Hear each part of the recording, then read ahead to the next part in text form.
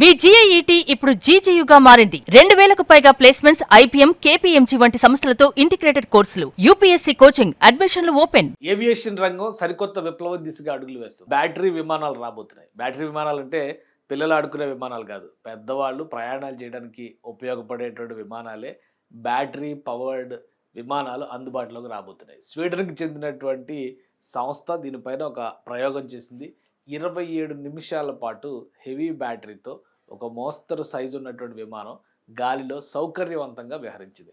దాని విశేషాలు తెలుసుకునేటువంటి ప్రయత్నం చేద్దాం. ఒకసారి మనం చూస్తే ఈ సంస్థకు సంబంధించి హార్ట్ ఏరోస్పేస్ సంస్థ, స్వీడన్కి చెందినటువంటి సంస్థ, అనేక ప్రయోగాలు చేస్తుంది. సో ఆ సంస్థ రిలీజ్ చేసినటువంటి ఒక విమానం ఇది చూద్దాం.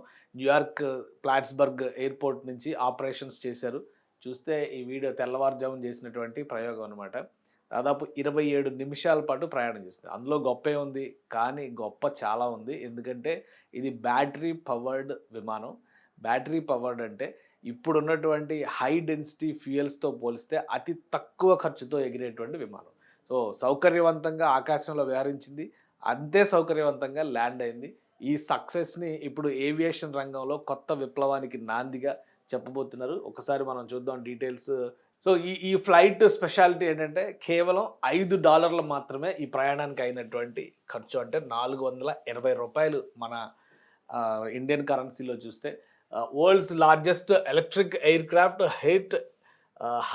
Heart Aerospace X1 completes maiden flight. ఇది ఫస్ట్ ఫ్లైట్ ప్రపంచంలోనే. ఇంకోటి ఏంటంటే దీనికి అనేక స్పెషాలిటీస్ ఉన్నాయి. సో ఎక్స్పెండిచర్ పరంగా కానీ, వెయిట్ పరంగా కానీ, దూర ప్రయాణాలకు సంబంధించి కూడా సురక్షితమైనటువంటి మోడల్గా దీన్ని చెప్తున్నారు.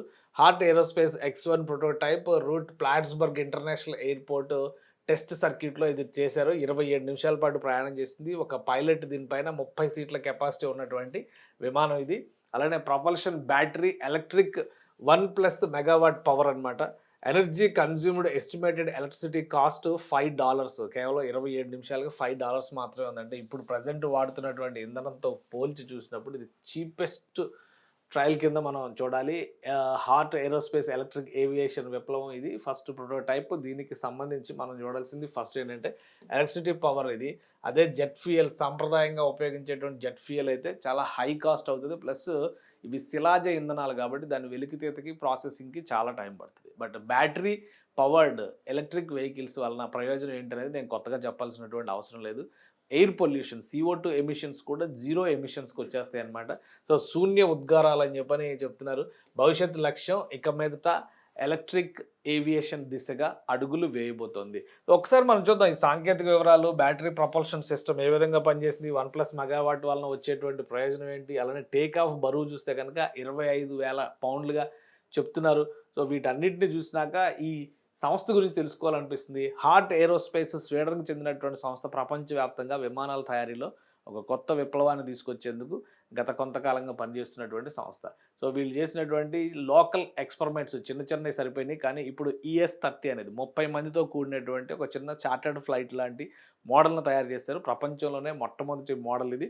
సో ఈ మోడల్కి విశేషమైనటువంటి ఆదరణ వచ్చింది. అయితే ఇప్పుడు ప్రోటోటైప్ సక్సెస్ తర్వాత ఇదే మోడల్, ఇప్పుడు మనం ఇందాక ఎగిరిన విమానం ఇదే, పైన చూసిన విమానం ఇదే, దాని మోడల్ని వీళ్ళు ఇచ్చినటువంటి డిజైన్ నమూనా కూడా ఇదే అనమాట. So cost fundamentally lower caste model for aviation. రాబోయే రోజుల్లో చిన్న ప్రాంతాలు అంటే ఇప్పుడు విజయవాడ, గుంటూరు మధ్య కూడా విమానాలు వచ్చేస్తున్నాయి, విమానాశ్రయాలు వచ్చేస్తున్నాయి. అలానే ఆంధ్రప్రదేశ్లో ఏకంగా 6 కొత్త ఎయిర్పోర్ట్ల ప్రణాళిక నడుస్తుంది. తెలంగాణలో జిల్లాకో విమానాశ్రయం ప్రణాళిక నడుస్తుంది. వీటన్నిటికీ ఉపయోగపడే ప్రోటోటైప్ అనమాట. చీపెస్ట్ కాస్ట్ అవుద్ది.